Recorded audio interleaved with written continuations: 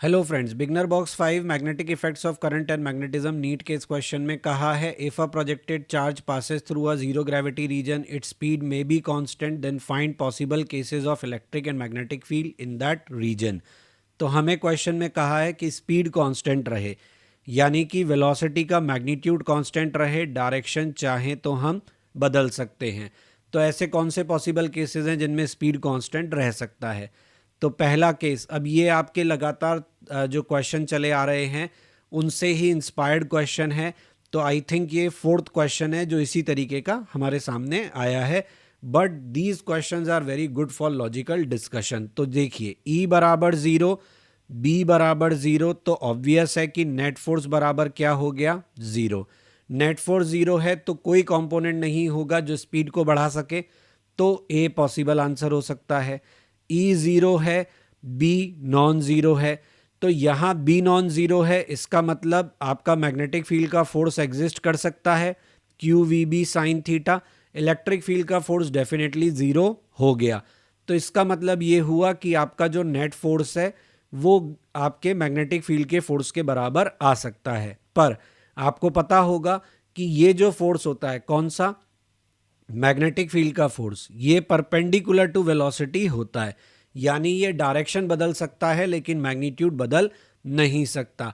तो इसका मतलब नेट फोर्स एग्जिस्ट करने के बाद भी बी केस में आपका जो वेलोसिटी है उसका मैग्नीट्यूड कांस्टेंट रह सकता है। सी वाले केस में आपको कहा कि दोनों ही नॉन ज़ीरो हैं, तो ये मैं कई बार बता चुका हूँ कि इसमें आपका नेट फोर्स ज़ीरो आ सकता है अगर आपका इलेक्ट्रिक फील्ड का फोर्स इक्वल एंड ऑपोजिट हो जाए मैग्नेटिक फील्ड के फोर्स के। नेट फोर्स ज़ीरो हो गया तो कहानी फिर वही है कि कोई कंपोनेंट ही एग्जिस्ट नहीं करेगा जो स्पीड बदल सके।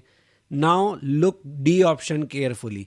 अगर ई नॉन ज़ीरो है, बी ज़ीरो है, बी ज़ीरो है तो क्लियर कट मतलब हुआ कि मैग्नेटिक फील्ड का फोर्स ज़ीरो हो गया। ई नॉन ज़ीरो है तो इलेक्ट्रिक फील्ड का फोर्स एग्जिस्ट करेगा विच इज़ नॉन ज़ीरो। इसका मतलब नेट फोर्स जो है वो किसके बराबर होगा? इलेक्ट्रिक फील्ड के फोर्स के। और हम जानते हैं इलेक्ट्रिक फील्ड का फोर्स या तो पैरेलल टू वेलोसिटी लगता है या एंटी पैरेलल टू वेलोसिटी लगता है। दोनों ही केस में वो आपकी स्पीड को बदलेगा। अब हो सकता है कि आप में से कोई ये सोचे कि अगर velocity perpendicular to electric field हुई तो उस केस में ये क्या बिगाड़ लेगा? तो मैं आपको बता दूं, आपको प्रोजेक्टाइल याद है? अगर किसी टावर से हम हॉरिजॉन्टल प्रोजेक्शन करते हैं तो इनिशियली हमारा वेलोसिटी होता है हॉरिजॉन्टल डायरेक्शन में, जबकि ग्रेविटी लग रहा होता है उसके परपेंडिकुलर।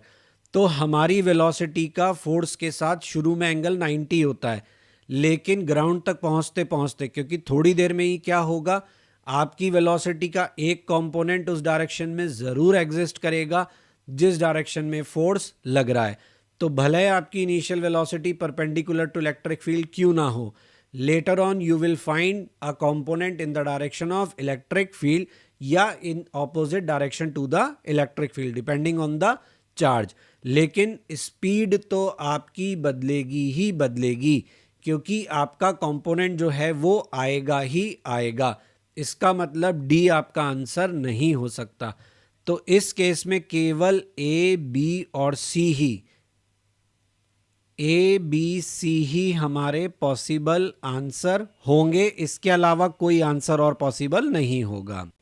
बिगिनर बॉक्स सॉल्यूशन के वीडियोस के साथ ही मैं आपको क्विक रिवीजन वीडियोस भी पोस्ट कर रहा हूं मेरे इसी चैनल पे, और मेरे हर बिगिनर बॉक्स के सॉल्यूशन वीडियोस से पहले वो पोस्ट किया जाएगा, जिसका पर्पस आपको एक तरीके से बिगिनर बॉक्स को अटेम्प्ट करने के लिए तैयार करना है और आपके बिगिनर बॉक्स से पहले की जो थ्योरी पार्ट है उसको कवर करना है।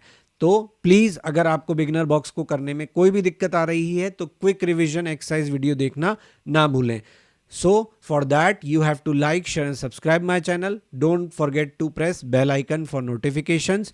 और अगर आपको मेरे क्विक रिवीजन एक्सरसाइज या मेरा कंटेंट टेक्स्ट फॉर्मेट में चाहिए तो वो मेरे ब्लॉग पर अवेलेबल है, क्वेश्चन नहीं बनता blogspot.com। अगर आप मुझे कोई सजेशन देना चाहते हैं तो आप मुझे मेरे मेल आईडी पे मेल कर सकते हैं। यही कंटेंट मैं फेसबुक पेज पर भी क्वेश्चन नहीं बनता पर पोस्ट करूंगा और इंस्टाग्राम पर भी आप मुझे ज्वाइन कर सकते हैं।